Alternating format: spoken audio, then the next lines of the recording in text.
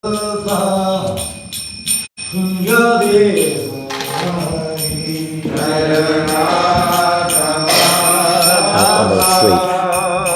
sweep. Any throat sweep. Gopi Janabala Laba Kiribarat Hari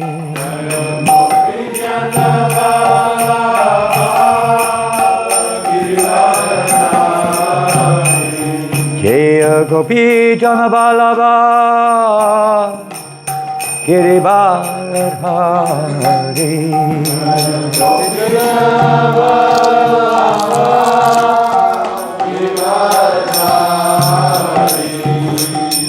Yasodanandana Rajajana Ranjana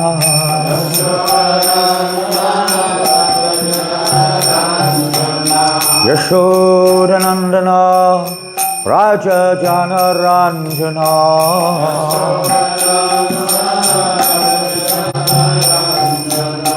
Yashodanandana Rajajana Ranjana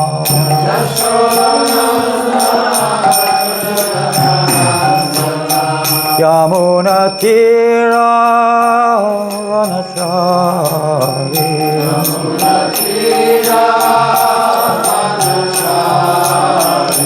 Yamuna Tira Vanachari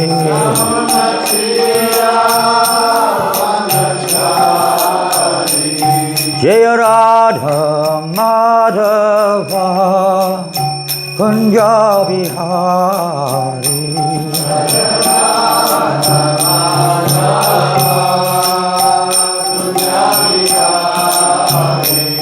Jaya Radha Madhava Kunja Bihari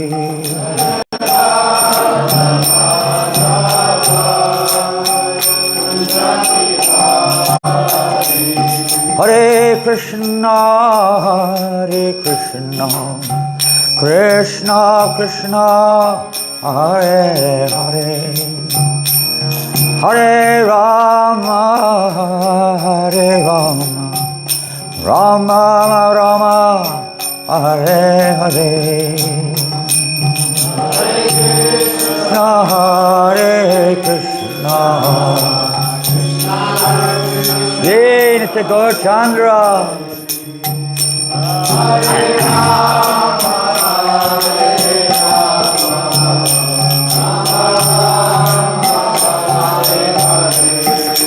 Hare Krishna, Hare Krishna, Krishna Krishna, Hare Hare, Hare Rama, Hare Rama, Rama Rama, Hare Hare, Hare Krishna, Krishna Krishna, Hare Hare, Hare Rama, Rama Rama, Hare Hare. Hare Krishna, Hare Krishna, Krishna Krishna, Hare Hare, Hare Rama, Hare Rama, Rama Rama, Hare Hare. Hare Krishna, Krishna Krishna, Hare Hare.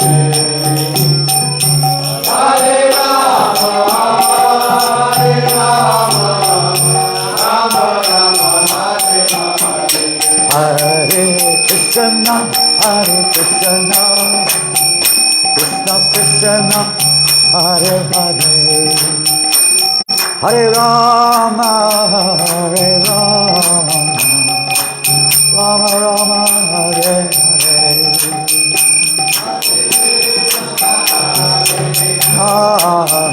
Krishna Krishna, Hare Hare, Hare Rama, Hare Rama, Rama Hare Hare.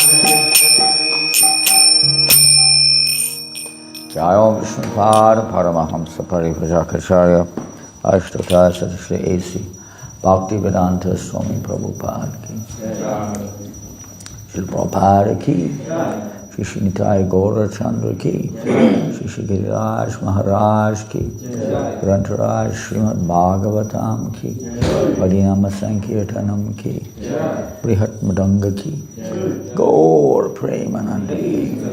All glorious to the assembled devotees. All glorious to the assembled devotees. All glorious to the assembled devotees. All glorious to Sri Guru and Gauranga Srila Nama Om Vishnu Padaya Krishna Prasthaya Bhutale Srimate Bhaktivedanta Swamiti Namane Namaste Saraswate Deve Gauravani Bacharine Nivasesha Sanyavari Pasta Chadeshatane Om Namo Bhagavate Vasudevaya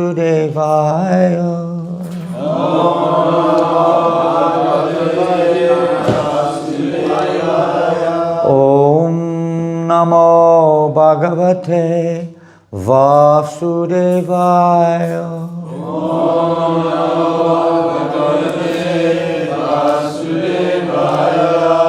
Om Namo Bhagavate Vasudevaya.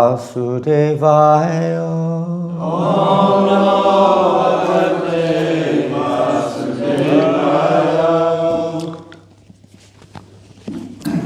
Reading from Srimad Bhagavatam.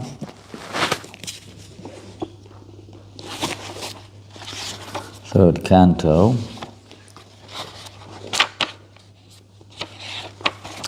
chapter 9, text number 1. And a very long verse. I don't know how we're going to chant this one.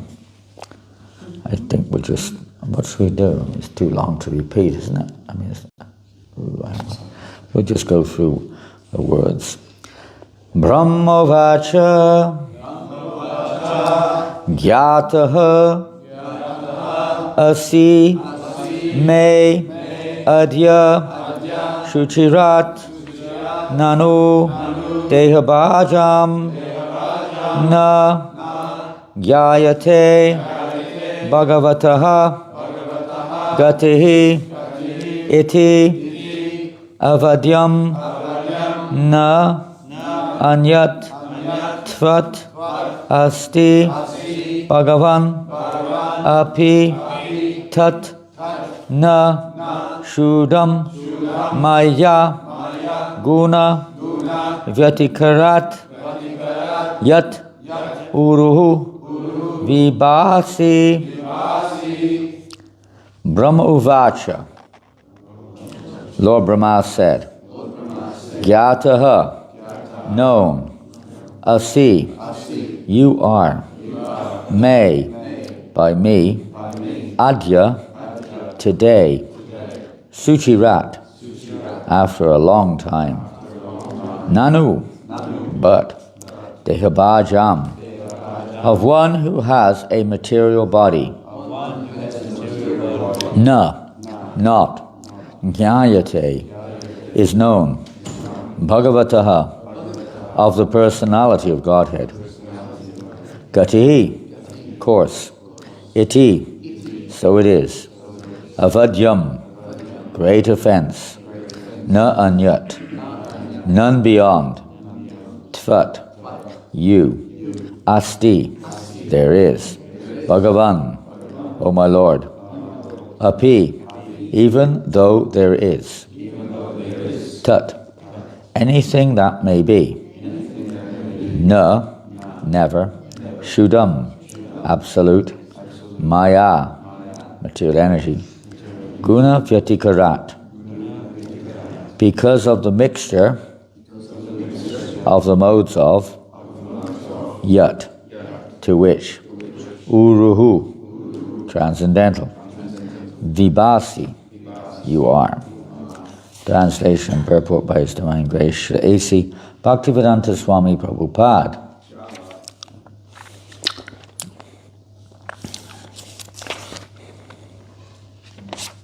So, this chapter is called Brahma's Prayers for Creative Energy. Translation.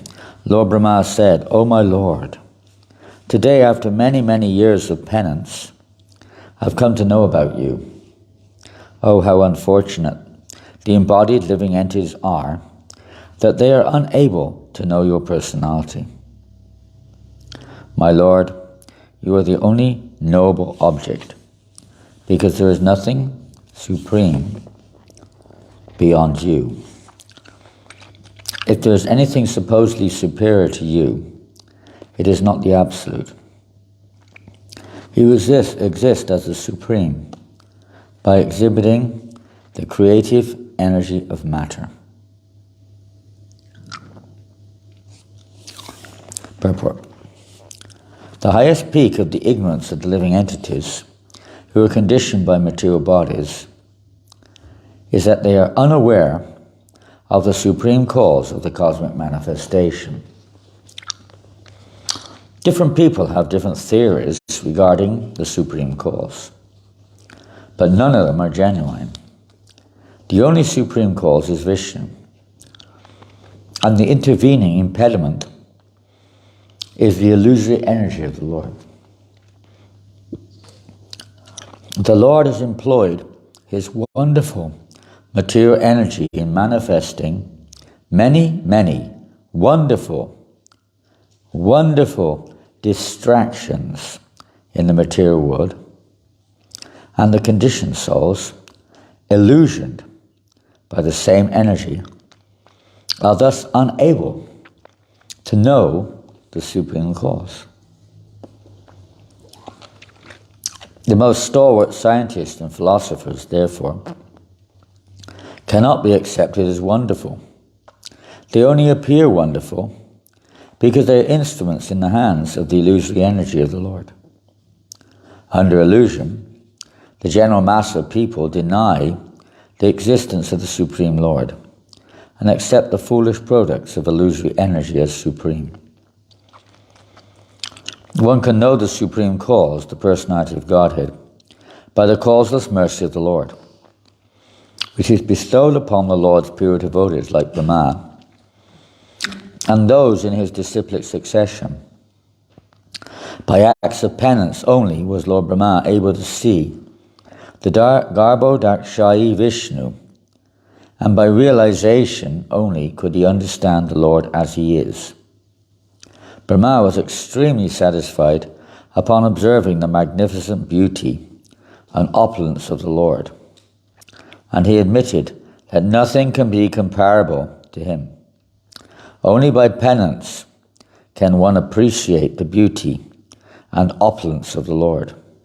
And when one is acquainted with that beauty and opulence, he is no longer attracted by any other. This is confirmed in Bhagavad Gita, Param Drishtva Nivartate. Foolish human beings who do not endeavor to investigate the supreme beauty and opulence of the Lord are here condemned by Brahma.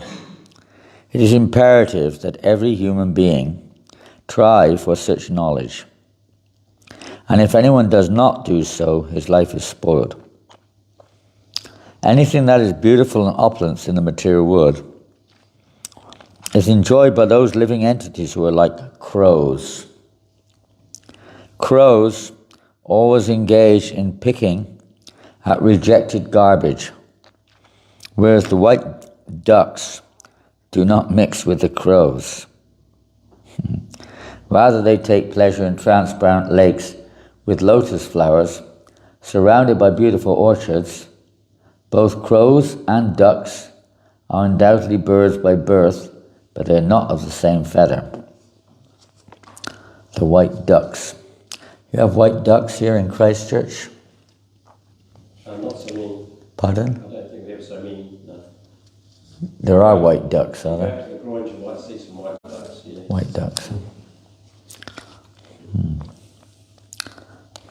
Usually Prabhupada uses the example of the swan. It's the white duck. That's kind of not usually considered as common as the swan. Well, this is a beginning of a new chapter, and perhaps Many of you have been privy to the previous verses, how Lord Brahma came to understand his origin. So what would you say in this purport of today's verse, if possible, in some kind of order?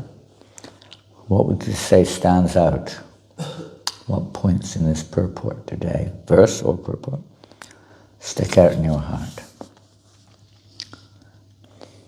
That there are two types of living entities here, those who like to enjoy the material energy and those who are seeing more, being more, and those are those who like to enjoy.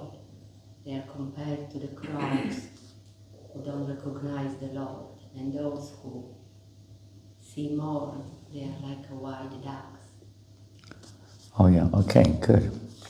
The two types at the end there, and inferred here in the purport, there are the different types of living entities and how they relate to the material world. The white duck and the crow. And the crow is very eager to pick on, Prabhupada says it, pick on refuse, garbage, leftovers.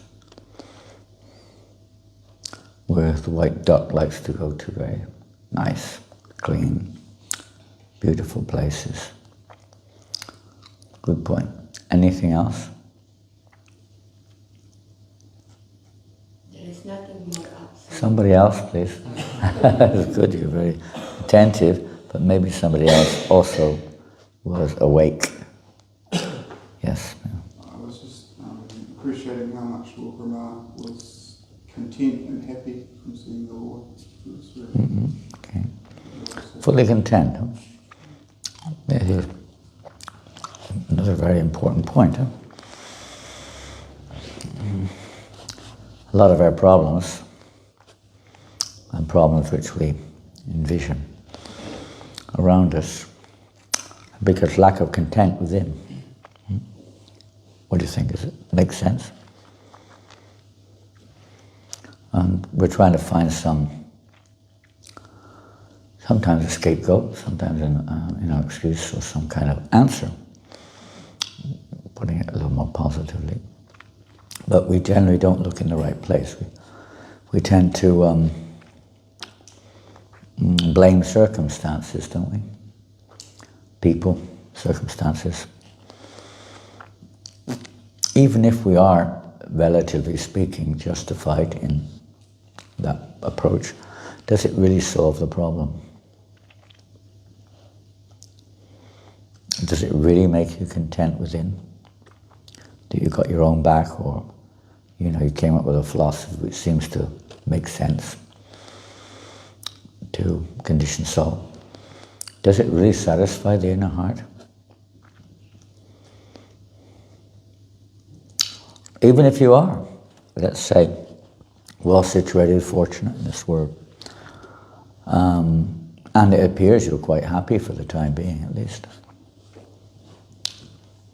Most people aren't, but maybe some people are more happy than others, and it makes you feel happy, depending on your nature, which is covering our consciousness. But even if you are, is that the solution? Even if you go to the heavenly planets, are they satisfied? Not sure. Not sure. What do you think? Are they satisfied in the heavenly planets? Up to a point, I guess. semi-satisfied. Huh? Semi-satisfied. Semi-satisfied. Semi. Demi or semi? Demi, semi-satisfied. Or semi-demi. You can become a semi-demi. Why? Because it passes. People pray to go to heaven, don't they? They're really eager to... Someone says that? No, don't be shy, you can answer again now. Someone said something, I heard a lady's voice over here. Yeah, because in my Maharaj asked why we are semi-demi there, because it passes. Because of? It's It's temporary. temporary. Temporary, thank you. Situation is temporary. Every situation in this world is temporary, in one sense. No matter how big we may be. And it's the illusion of the material energy is that pretty much everybody aspires to attain a position in this world. I don't know about other species of life, but more conditioned, but in human life at least, aspiring for a higher position. Perhaps we look up to, somebody or another, and we hope to attain that. When children especially, I guess girls also, but especially boys I've seen, they have their heroes and they aspire to be, something or another, isn't it? World champion boxer or, prime minister or, brain surgeon, what is this, flying out of space, what do they call them, aeronauts, nuclear physicist, some aspiration, and thinking that that's going to satisfy me. Or maybe if I get more money. I mean, on a day-to-day basis, most people analyze their situation as a financial one, or related to a financial one. If only we had more money and less taxes, we'd be happy, right? Isn't it? It's the government. We have to change the government, then we'll be happy. Right? What else do you want to change? Change your wife, change your husband, and then I'll be happy. Some people, whatever, they go to desperate methods. They think just by ending life will be happy, or at least they won't be miserable. Others, maybe a little bit more pious, maybe, I don't know. They pray to go to heaven, thinking I'll be happy there. Or on this planet, if I live a pious life, I'll be happy there. Or if you're a Hindu, do some sort of pious activity or religious activity, and you get some good karma. Everyone's thinking like this. But as you say, what does Krishna say in Bhagavad Gita? In terms of everywhere in the material world is a place of misery. Pardon? Yeah.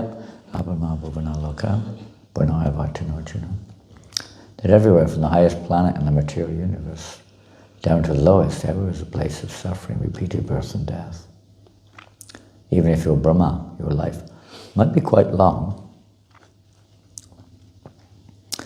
He's like, what would you say? He's universal, responsible in that sense, for the whole universe, creator. And that doesn't mean that's the end of his job. He's always there, he's always got work to do, creation's always coming and going. And ultimately he's responsible, although other agents are there. Different demigods taking charge of various aspects of the material universe. But it goes back to him. It's like if you're a temple president, you may have all your departmental heads, but it still comes back to the temple president. He's responsible. Big post, very big post. Of course, there's a lot of perks involved in Lord Brahma's, no doubt.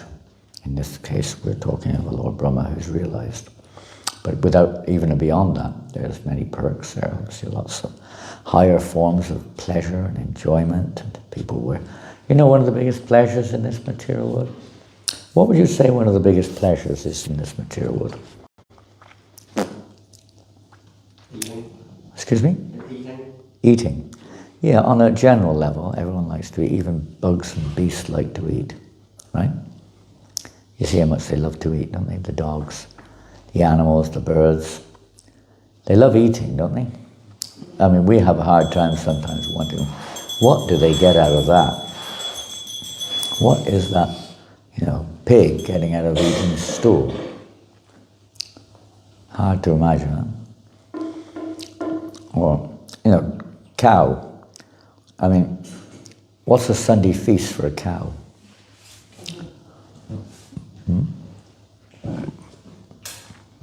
Molasses. Huh? Molasses. What was that? Molasses. Molasses, that's a good one. That's really, that's like a festival feast, isn't it? Ordinary Sunday feast, you may not get molasses. That would be like on, Janmashtami or something. Go puja, Govardhan puja. They get their annual, these balls we give them in Vrindavan. Gur and different substances. I've eaten them. Have you tried eating those? I've eaten them myself. They're very tasty, actually. A bit hard to digest if you eat too many, because they're raw grains, but they're very tasty. And a normal Sunday feast for a cow would probably be a carrot, right? A carrot or a raw cabbage or something like that. They love it. I was at New Varshan a few days ago. 3 old cows in front of where we were staying. And oh my goodness, they go mad if you give them carrots. They like fight with each other over one carrot. It's like a big thing. Otherwise their food is grass all the time. Grass, grass, and more grass in its various forms. Sounds real boring, doesn't it?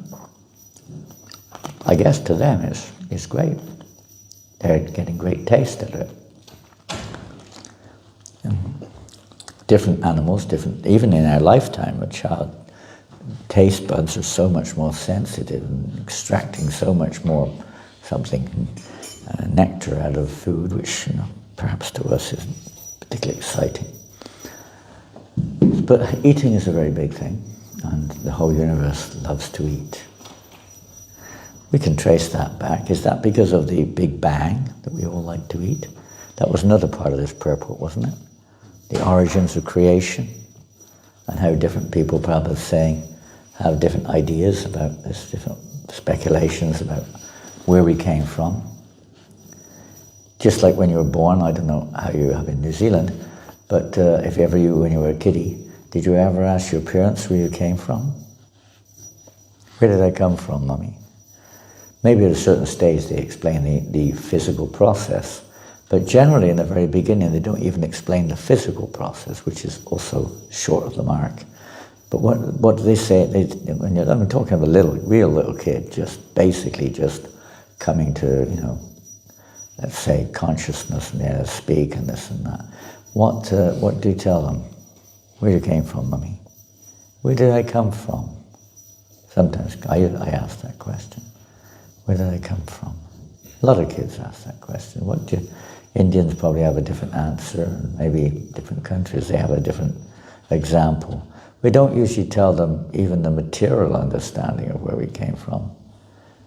Anything you remember? What do they say? The cabbage patch. Huh? Cabbage patch. Oh, that's a good one. We found you in a cabbage patch. That's an old one, that one. That's a cabbage patch. That's very English. A cabbage patch. They don't have many other things in England besides potatoes and cabbage. At least they didn't used to have. At least on the food side. What else they say? Stork. Huh? Stork. The stork. The stork is very famous when you see, even when the baby is born, there's a picture of the stork with a basket and the baby suddenly being delivered, right? Just like Father Christmas delivering something down the chimney. Which what kids think is at Christmas, where the presents come from. Father Christmas brought them down the chimney, right? At least that's what we were told. Anything else?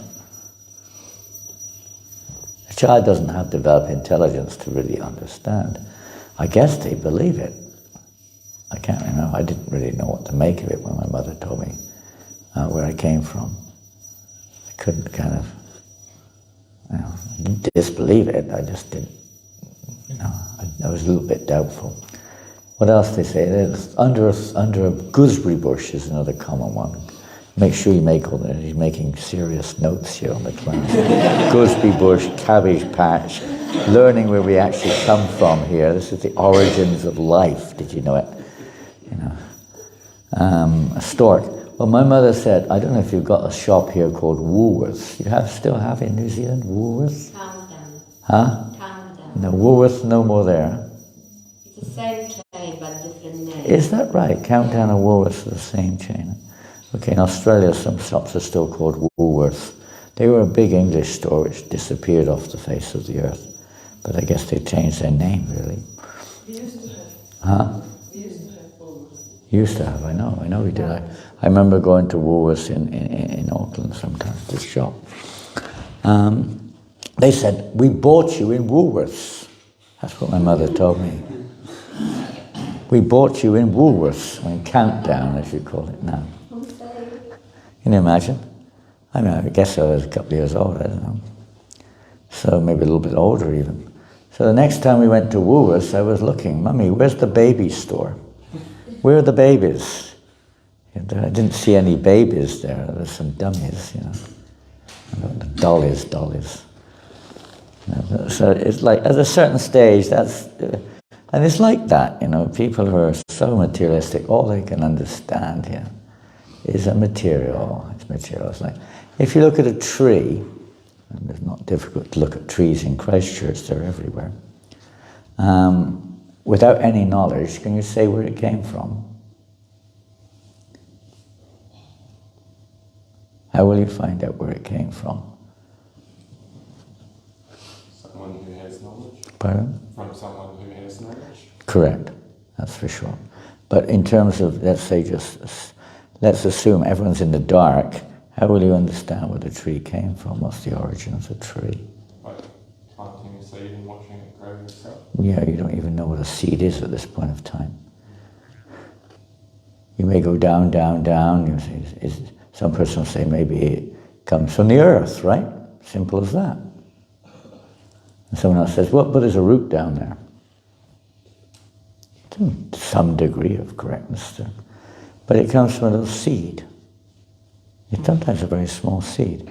When you see the tree, the seed's not manifest, is it? I mean, it may be manifest in the branches at some point in time, but not in of itself. The seed is not manifest. You just see a tree.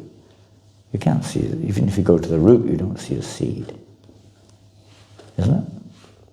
I mean, you know, we know, obviously we can go further. But in terms of direct perception, all you see is a tree. You don't see any. It's hard to imagine how it really comes about. So when you're stuck in the material world, you have no knowledge from somebody who knows beyond it, then naturally we're going to look for a cause within our scope, or potential scope.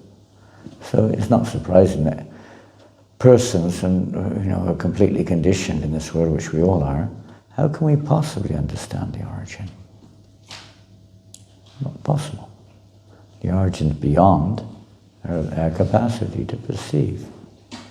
So we come up with all kinds of theories to try to satisfy that quest to know what's the latest theory of the origins of the world or of life.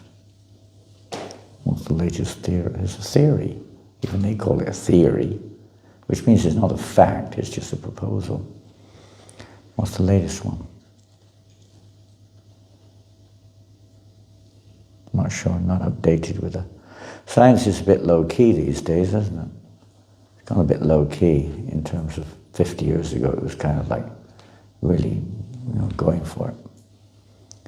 I don't know if they still have the black holes philosophy. The black holes, is that right? There's these so-called dark holes, which I know everything's coming and going from or something. Of course, one of the famous ones, Prabhupada quotes, is the Big Bang theory. Yeah? The Big Bang.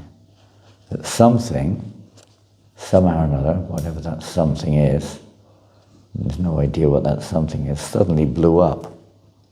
Right? What caused it to blow up and what it was that blew up is another mystery. And what are those black holes? I mean, what's in the black hole? It doesn't really... it's kind of like real childish when you look at it. It's really childish. But this time they don't have any other ideas. I mean, maybe there's a few other ideas, I don't know. But and here we are, stuck on this teeny little speck of a planet, trying to look out into outer space, which, different, and of course there are different understandings of how great the universe is, but it's pretty big. It's pretty big. There's quite a lot going on out there. And we've concluded that most likely there's no life on any other planet. Most likely, because we can't see it. What can we see? What can we see? Very little. What exactly? Have you ever been to the center of the earth? Ever went on holiday in the center of the earth? No. Some idea, maybe something goes down under, but it's like your body. Take out our body. Now when you cut your body, what comes out? Huh? What normally comes out? Maybe you're abnormal. But what normally comes out? What comes out when you cut your hand? Huh? Wow, that was a brilliant answer. How did you find that one? Now, don't experiment, please. Maybe one day no blood will come out. If you cut yourself too much, there'll be no blood left. But generally speaking, blood comes out. And you may conclude that's what the body is made of. It's only made of blood.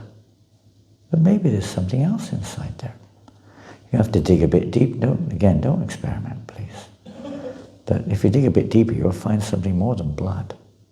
Isn't it? Halava. Huh? Halava. Halava. Yes. If you eat enough halava, you might find halava in there too. Inside the body. Well, maybe inside the center of the earth is halava. Maybe there's a huge, vat of halava in the center of the earth, keeping the whole thing going. I don't know. But, what do we know about the earth? How far down have you gone? I don't know, not very far. Anyway, we'd hardly know our own planet, what to speak of speculate on others. But this is our nature. There's nothing unusual. A living entity wants to know. But because we don't really know, even Brahma was bewildered, right? He was bewildered about his origins. You can go on and on asking why this, why that, but basically speaking, the answer is given in the previous chapters, that to actually realize it's not just a matter of speculating with our conditioned senses. Dakshi Krishna Namadi Bhabad Gwayam Indre Sevan Mukhahi Jivados Vayamevas Parachita. What can we see with our senses? Imperfect, huh? And then we try to experiment, which is based also on the same premise, because we're using imperfect senses to experiment. And then we hear, as a child hears from scientists or teachers or parents or somewhere, this is this and this is that. To some degree, maybe there's some truth here and there, but limited, very limited. But the hearing process is the way that we really gain knowledge.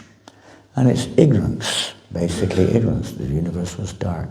Brahma was unaware of his origins or of his purpose. Pretty scary if you put yourself in that position. I can't imagine, of course Krishna kind of gives us the appropriate protection or consciousness according to the situation we're in. Even when we get sick and old, the level of conscious awareness diminishes. So it's not quite what you imagine it to be so much, although it's still very painful. But what is the real problem here? What is the real problem of ignorance? Ignorance we don't know. Prabhupada said, here he says in the beginning of the purport, that the peak of ignorance, what did he say the peak of ignorance is? Peak, meaning culmination. What is it? The peak of ignorance. How to cook halava? Is that the peak of ignorance? If you don't know how to cook halava? You don't eat it. Huh? You don't eat it. Eat it? If you don't honour it, then you're in ignorance. Okay, if you don't honour it, if you don't eat it, then you're in ignorance. Some living entities will say a low level, first stage of awareness is anumana. You eat everything through the mouth, you've got to taste it. But let's go a little higher than that. So what does Prabhupada say the peak of ignorance is? I think he said the peak of ignorance is to not know the source of everything. More or less, exactly. The peak of ignorance of the living entities who are conditioned by material bodies is that they are unaware of the supreme cause of the cosmic manifestation. The peak of ignorance. Now, ignorance is, of course, applied to so many things, but in many ways, ignorance is a cause of fear. You don't know what's going to happen. You don't know who it is downstairs. You don't know where you're going. You don't know what's going to happen. You just heard you've got some disease. And you don't, and we probably all had that experience to different degrees. Death is probably the most profound one. What happens, Many people are afraid of different things, that which we can't perceive or that which we don't know. We may cover it over with intoxication and various other methodology of trying to bury our heads in the sand, absorbing ourselves in material sense enjoyment. But ultimately, behind it all, the whole universe is pervaded with fear. Even in the heavenly planets, there is also fear that the demons will attack or will lose their post. Isn't it amazing how attached we are? That brings us back to the question we raised earlier on in terms of material pleasures. One of the greatest material pleasure, maybe you said eating, but we never really went any further than eating. Surely there's more than eating in the universe. What else do people really... Being in control. Control. This is a really big one. It's incredible. And it's not difficult to understand because it's mentioned here that Krishna is the supreme controller. And at least we understand from Shastra and from our spiritual masters that we have this propensity, we all do. I mean, it's not difficult to understand that we, as minute samples of Godhead in one sense, have naturally an Ishvara above, a natural tendency to control. It's only natural. If Krishna is the supreme controller, we're coming from him, so naturally we have a tendency to control. And it definitely is. And when someone interferes with our control, what happens? Isn't it? Or our eating even. You can see when someone interferes with your eating, even humans, maybe a little sometimes I've seen devotees really get quite enthusiastic when someone interferes with their eating. I've actually seen devotees fighting with each other, punching each other, rolling on the floor, pummeling each other because one of them interfered with the other one's eating. Well, to speak of animals, they'll kill each other over this. And humans do too when they're desperate. They'll rip you apart. They'll eat you if they're desperate, some people. So, where are we going here? Control. That aspiration to be a controller, no matter what we are, how small we are, is inborn. And we've come to this, whatever atmosphere, or Krishna's placed us in this atmosphere, because we have this desire, independent desire of control. And if it's not connected with Krishna, in the case of Brahma, he's the biggest controller in the universe, practically, isn't he? I mean, aside from Garbhodakshaya Vishnu, he's practically the biggest controller. Can you imagine what it feels like? You can see wish you just had a change of guards with your president or prime minister, or whatever it is here. But generally, the executive heads are pretty attached to their posts, isn't it? Generally. Look at Mr., what's his name in America? Trump. He's determined to try to get back in there. Not everyone has it in the same way, but many times they are. In Malaysia, 97-year-old Mahathir is still trying to become re-elected as the president or premier of Malaysia, 97. Many times they don't want to give up, they hold on to death only. Attached to our families, attached to our wealth, attached to just anything we can get our hands on. Is this desire to control and consequent attachment and the fear of losing it is a big thing. I mean, of course, it's very dangerous. See, Krishna consciousness is probably more dangerous than anything else. The position of a guru or being a GBC or what to speak of a temple president.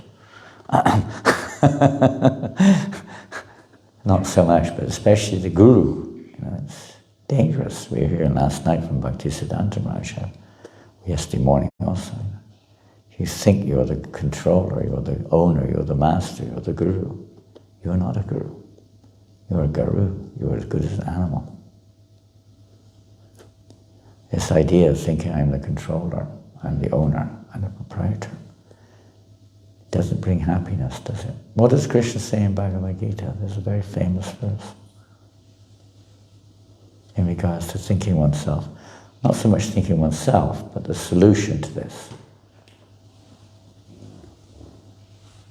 As if you do think yourself the controller, you also become responsible for your karma. You have to suffer the reactions. As well as having no end of persons trying to get at you, and you're always afraid that they're going to get you. Because everyone wants to tear you down and take over, or get your wealth, or whatever it is. Get your wife's wife, or whatever.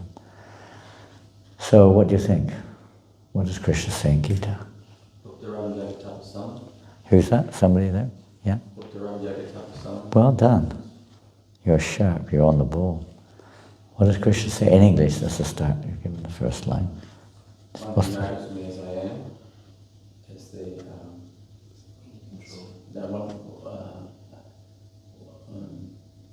person in full consciousness of me, knowing me to be the ultimate, the Supreme Lord of all planets and demigods, and the enjoyer. Beneficiary of all sacrifices and austerities, and a well-wisher of all, and benefactor of all living entities. Yeah, the enjoyer of all.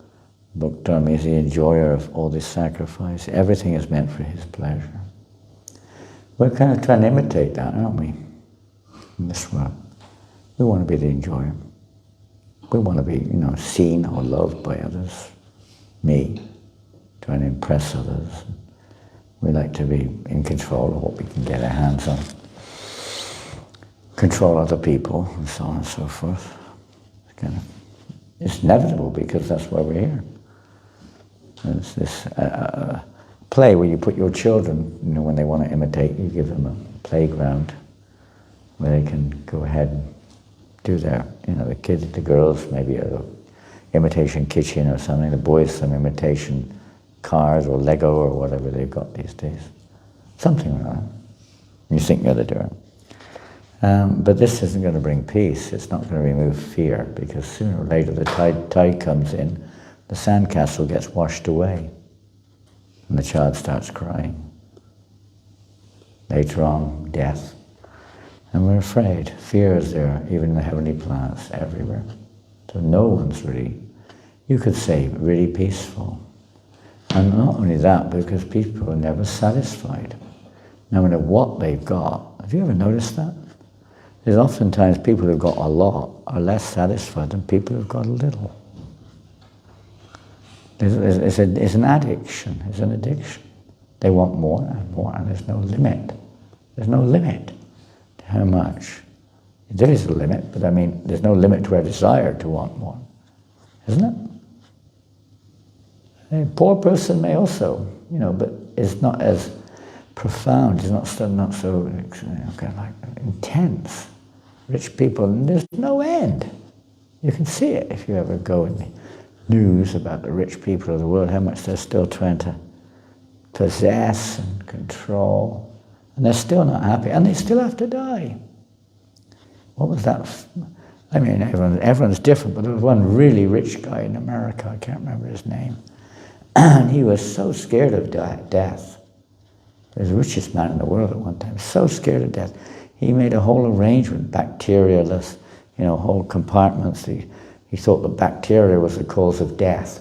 So he had all these kind of cubicles you had to go through, and to remove any dangerous bacteria and this and that, and try to protect him from attacks. Howard Hughes, you got it. When he was interviewed, he said, "Mr. Hughes, you're the richest man in the world. How do you feel?" He said, "Miserable." He had everything. Materially, on this planet, nothing compared to the demigods. Nothing. And he was not happy. Isn't it mad? We work all our lives, we study, we work, we do everything, and you're still not happy. You're looking in the wrong place. We're in ignorance. So ignorance is the cause of suffering in that sense. Fear and suffering. The removal of ignorance, automatically, one is no longer subjected to these, sources of misery. What does Krishna say about the sources of misery in the Bhagavad Gita? He says a lot of things. Think of something. Pardon? Yeah. That's a good one, isn't it? And do you remember the English? An intelligent person does not take part in the sources of misery which are due to contact with the material senses. Such pleasures have a beginning and an end. So a wise person does not delight in them. Yeah, very good. As a wise person, you think they're a fool. Material people think you're a fool, right? Why you're not? You should enjoy yourself. You're all fools. Some of you are young. You should enjoy yourself while you can. Right? Enjoy while you can. They didn't say that, don't they? Enjoy while you can. You're still young. What are you doing here? You could be sleeping right now. Sunday morning. This is nonsense. It's 8:30 on a Sunday morning. What are you doing here? You should be sleeping. What were you doing last night? Didn't you go out for a party? Well, kind of we did actually. But not the sort of party that the ordinary person is thinking of. You're wasting your life, they say. Haribo Chitra. There she is. You're wasting your life. Have you ever had that? You've gone Sankirtan. Many people say that. You guys are wasting your life. You're mad. You're mad. You could be enjoying yourself, young man. There you are, sat here. Crazy. You're not eating any... What are you eating? Cabbages and lettuce leaves. You can enjoy yourself in McDonald's. Go on. They're open 24/7, aren't they? You tell somebody, we don't drink liquor. You go to people's house, they offer you a cup of tea. Or say they start off with beer. Oh, we're teetotal. We don't drink. Okay, cup of coffee. Oh, we don't drink coffee. Tea. We don't take tea. They offer something to eat. No, we don't eat that. We don't eat this. We don't. No, we don't eat anything unless it's offered to Krishna. You go on and on. The list goes on and on. And on. Television. We don't watch TV. Well, would you like to read a novel? We don't read novels. Well, let's go out for the cinema. We don't go to cinemas. Let's go surfing. Oh, we don't surf anymore. Maybe you do, I don't know. We don't. I never did. The list is like, there's nothing left. They got this like, no. It's like filling in that form when you go into immigration and customs. No. It's all X's. God, you guys are as good as dead. There's nothing left in your life. What do? You can't imagine where pleasure comes from. That satisfaction, as Prabhupada says here, as he quotes that verse, and also in the Bhagavad Gita here, about satisfaction. What does he say? About feeling higher satisfaction. Quotes it in the purple. Param drishta nivartate niraharasya Russell?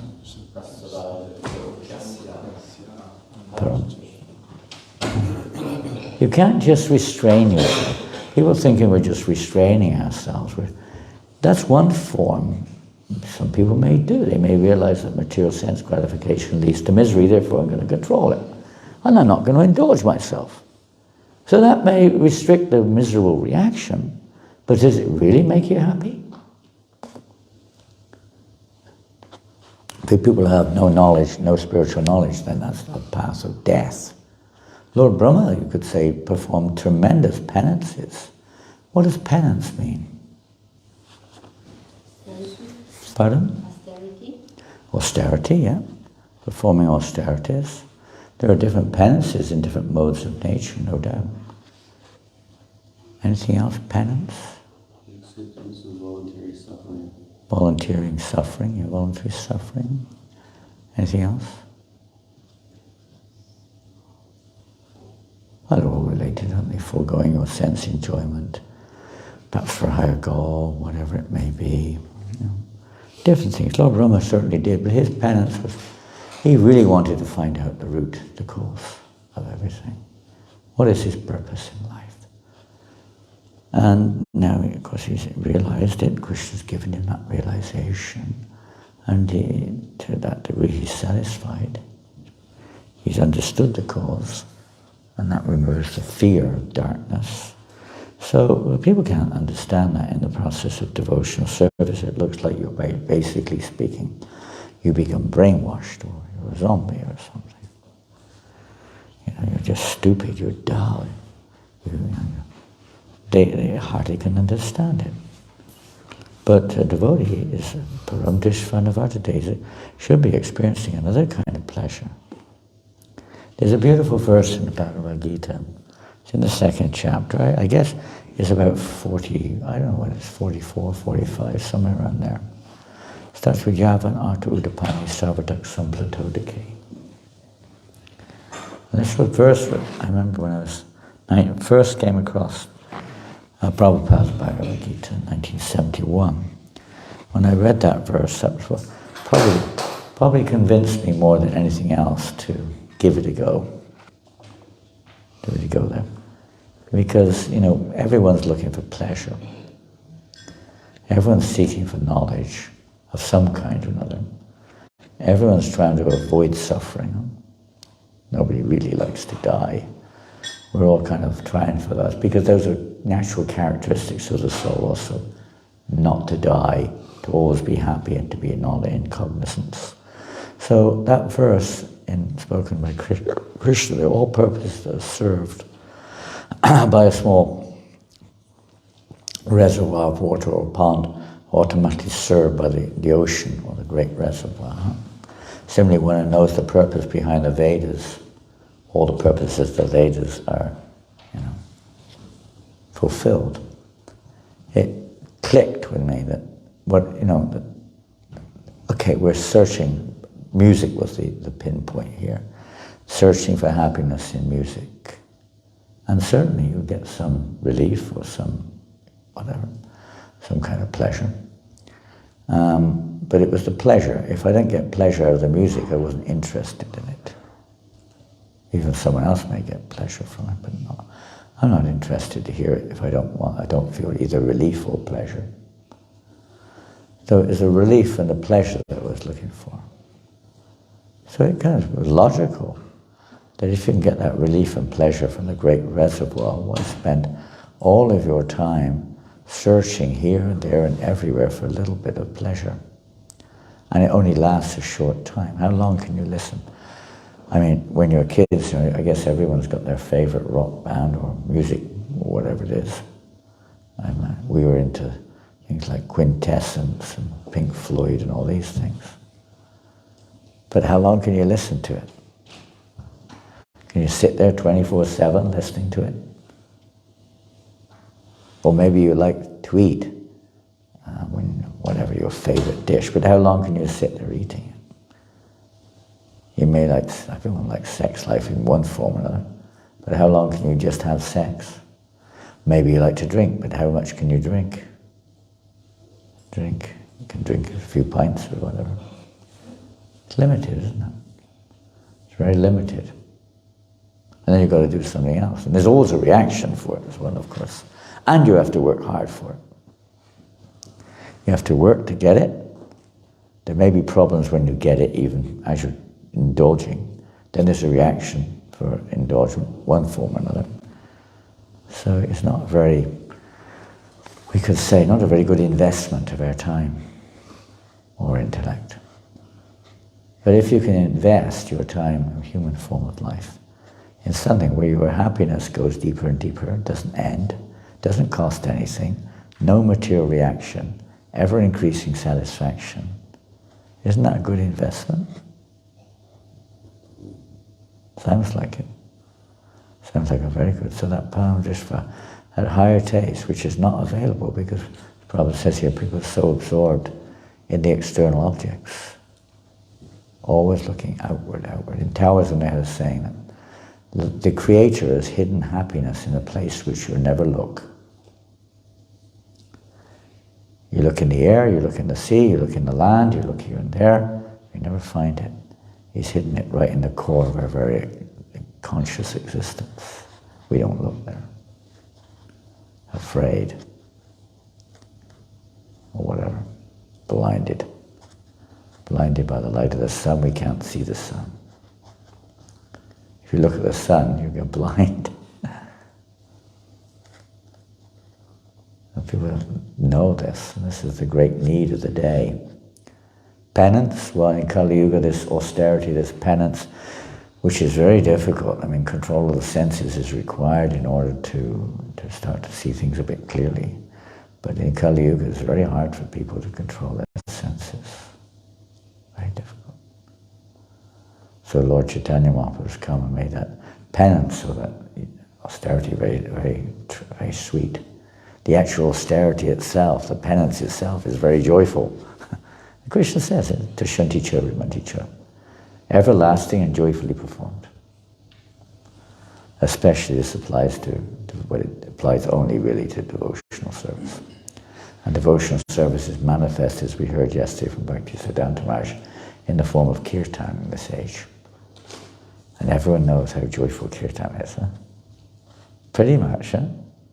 I think if you ask even devotees, people in general, what's good about the Krishna consciousness movement? What do you enjoy about Krishna consciousness? What would you say? What do you like about the Krishna consciousness movement? Anything? Nothing.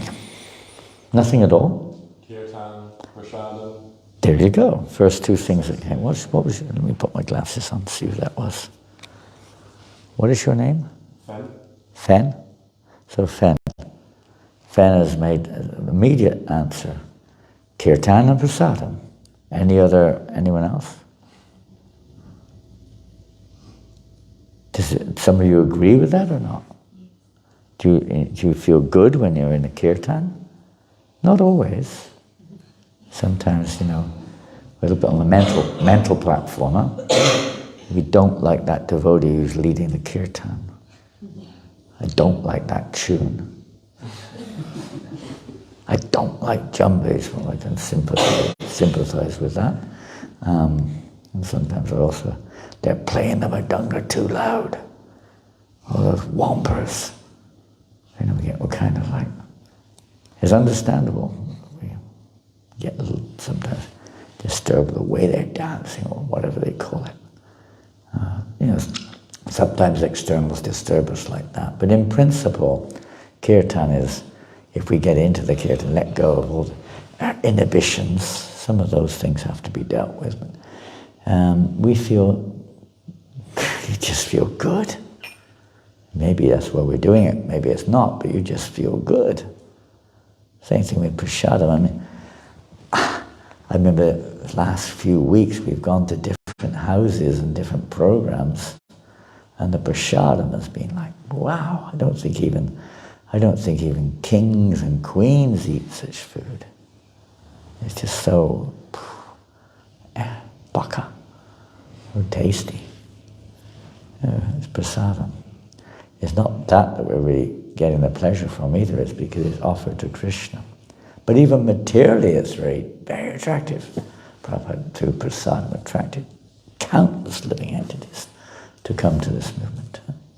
Some of you may have been convinced by prasadam. Yasoda, were you convinced by prasadam? Were you there? Yasoda, were you convinced by prasadam? I can't see. Is that? Maybe I got looking at the wrong person. I don't know. Yes, it is you. Is it? No, it isn't. It is. Okay. Were you convinced by prasadam or not? You don't have any choice. What do you mean? We don't have any choice. That's in life, isn't it? Life is prasadam. Huh? You got to get fit to dance, so you got to eat something. And You were starving, were you? They didn't give you any choice. You had no money and you were starving. And all they gave you was this kind of like dal and rice and things. Leftovers from the bin. And many people were convinced that halava especially was a powerful tipper of the balance, you know. I wouldn't be so convinced nowadays by halava. But in the early days it was like, whoa. The devotees knew how to make halava like nothing else, you know. Incredible. Puris. Oh, slowly, they almost took off like saucers, flying saucers. Hot flying saucers.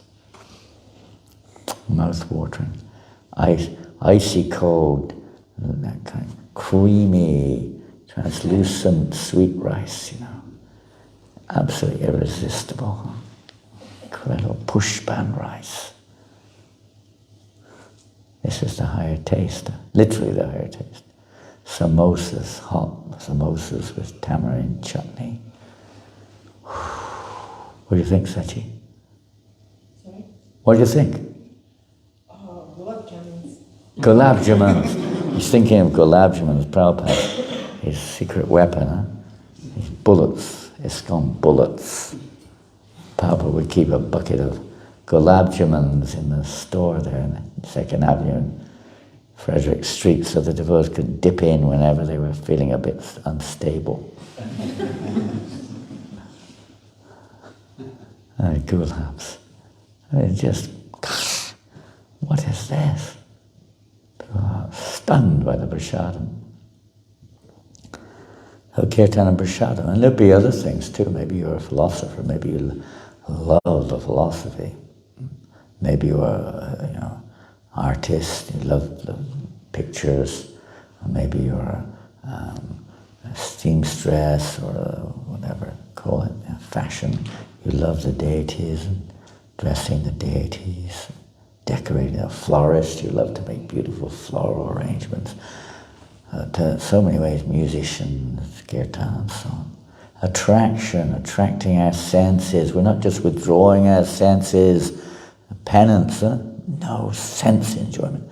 Devotees are relishing the highest sense enjoyment, indulging our senses in the service of Krishna. We're engaging Rishikena Rishikesha. This is the way of purifying our consciousness, cleansing our heart, and experiencing that param drishvana vartate. Just by connecting ourselves with Krishna. All darkness goes away, ignorance goes away, fear goes away, suffering is still there but you're not affected by it, and internal happiness which is not disturbed. And we see in the 6th chapter of Bhagavad Gita, there's a famous verse, and I'll finish on this, chapter 6. What's the 6th chapter called? Pardon? Dhyana Yoga. It was called Astanga Yoga at one time, or Dhyana Yoga. So the 6th chapter is, where's that verse? Famous verses. Verse or verses. Here it is. This perfection is characterized by one's ability to see the self by the pure mind and to relish and rejoice in the self meaning the supreme. In that joyous state, one is situated in boundless, means unending, transcendental happiness realized through transcendental senses. Established thus, one never departs from the truth, and upon gaining this, he thinks there is no greater gain. Being situated in such a position, one is never shaken, even in the midst of greatest difficulty. This indeed is actual freedom from all miseries arising from material contact. Hare Krishna. Okay, any comments? Questions?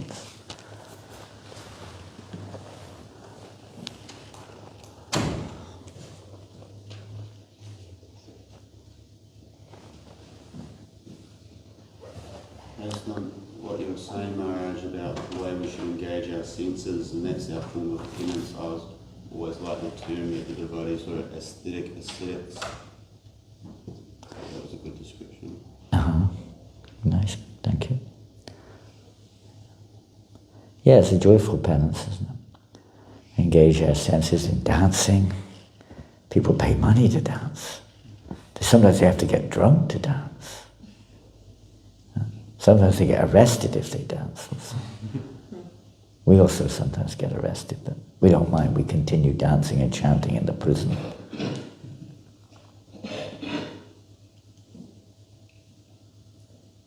Anything else? This is a process. Ambarish Maharaj is demonstrating this to us, isn't it? Savaimana Krishna Padara Vindaya Vachangsi Vakunta Gunana Vanani. Engage all of our senses in relationship with Krishna. Otherwise people are being they're not engaged in their senses, they're being engaged by their senses. Being controlled. People think they're free, but they're not. They're being controlled. There's another illusion. Maya makes us think that we're in control, but actually we're being controlled. And now we're being controlled also. Every living entity by nature is also controlled, although we want to be the controller, both of them. So we're being controlled, you could say, by our choice of following Guru Shastra Sadhu, following the direction of Bhagavatam, Guru and Shastra Sadhu. But that's a voluntary thing. You're willing to be guided, directed like that. That's our choice. That's what happened at the end of the Gita when Krishna heard the whole Gita. Arjuna heard the Gita from Krishna. Now I am free from all doubt and willing to act according to your will, your direction. Yes, Yasudha. The phenomena of prasadam is quite often experienced is that like we have no choice, meaning that we're controlled by our senses, so it's a higher taste. And so if you distribute prasadam, we give it out, people say, what's in this? You know, they get addicted to it, don't they? They get Many people do. I remember when you had your earthquake here some years ago. We were going Food for Life down in Brighton. Some of you may have been there. Maybe some of you were there. And there was some person there was, they were walking like 4 or 5 kilometers just to get the halava. Yeah. They do, they become addicted. I think even that guy from Apple, what was his name? Apple Computers, the guy who started it, what's his name? Steve Jobs, yeah. Apparently he used to walk a long way in New York across the city to get prasadam when he was a student. He had no money.